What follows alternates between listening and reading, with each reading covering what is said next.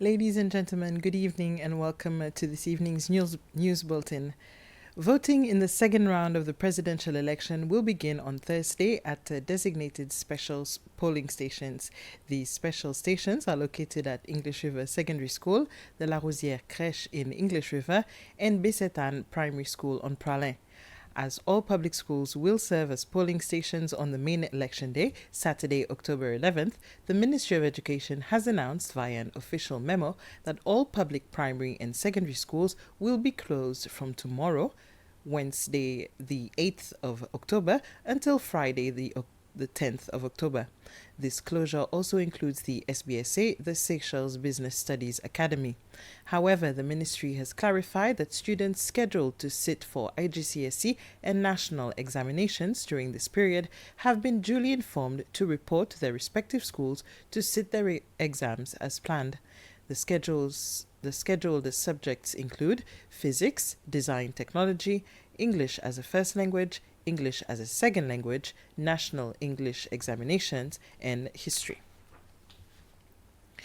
The final program of the two political parties competing in the second round of the presidential election, scheduled for this weekend, will be broadcast this evening at 9 p.m. on SBC2 and 8 p.m. on Radio Cécile. Dr. Patrick Hermini, the candidate of the United Seychelles Party, will be the first to air, followed by Mr. Wevel Ramkalamwan, the candidate of the L'Union Démocratique Cécillois Party. These political broadcasts will be aired again this evening from 10 p.m. on Radio Cécile and on SBC3. The programs will be repeated tomorrow at 5:30 a.m. and ending before 7 a.m., the official closing time for political campaigns. This corresponds to the prescribed 24 hours before the start of the elections on Thursday. As a reminder, the second round of the presidential election will be held on October 9th, 10th, and 11th. According to a statistical bulletin published by the National Bureau of Statistics to coincide with Teachers on the 5th of October, as of last year, 2024, there were 1,795 teachers in Seychelles. They are employed in state and private institutions, which include creche, primary, special education, secondary schools, upper secondary, tertiary, non-university, and training. 7 in every 10 teaching staff in Seychelles are female. At least 90% of students enrolled in the Seychelles Institute of Teachers Education site are female, and the proportion of expatriate teachers in Seychelles is slowly increasing. Also, according to the bulletin, in 2023, the number of teaching staff holding a bachelor's degree or master's degrees increased by 88% compared to 2014. According to the Ministry of Education, as of now, the statistics remain more or less the same. A few weeks ago, the SBC had an interview with the Fisheries Authority on certain situations at the English River Fish Market. There were some complaints and observations of the SFA itself that the level of hygiene was not on the necessary levels. There are places where there were rock aggregate and grey water and fish remains accumulated, attracting pests and creating odors.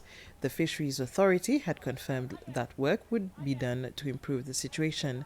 Together with contractors, they have mobilized to replace these rock aggregates and put them in concrete over the weekend. Fish vendors have expressed their satisfaction. The Board of Directors of the Seychelles Parks and Gardens Authority, SPGA, has reappointed Mr. Alain Cédras as Chief Executive Officer for a second 3-year term effective August 14, 2025. His reappointment was made in consultation with the Minister for Agriculture, Climate Change and Environment and the President under the Public Enterprises Act of 2023. Mr. Cédras, first appointed in 2022, has over 20 years of experience in conservation and ocean governance. During his first term, he led major reforms, introduced sustainable financing for the authority, and promoted technology in protected area management. The board says the decision reflects continued confidence in his leadership and vision for Seychelles' conservation efforts. A group of 13 young dancers from the Diamonds dancing class will represent Seychelles at a major international dance competition, Global Dance Supreme, in South Africa.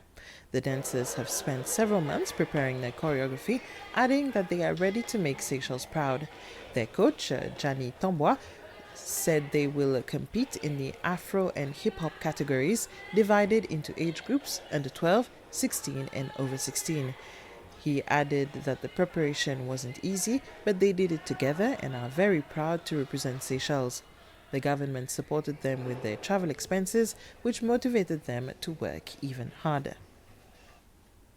And with this, ladies and gentlemen, we've reached the end of this news bulletin. Come back at 8 for more detailed reports in our Creole bulletin.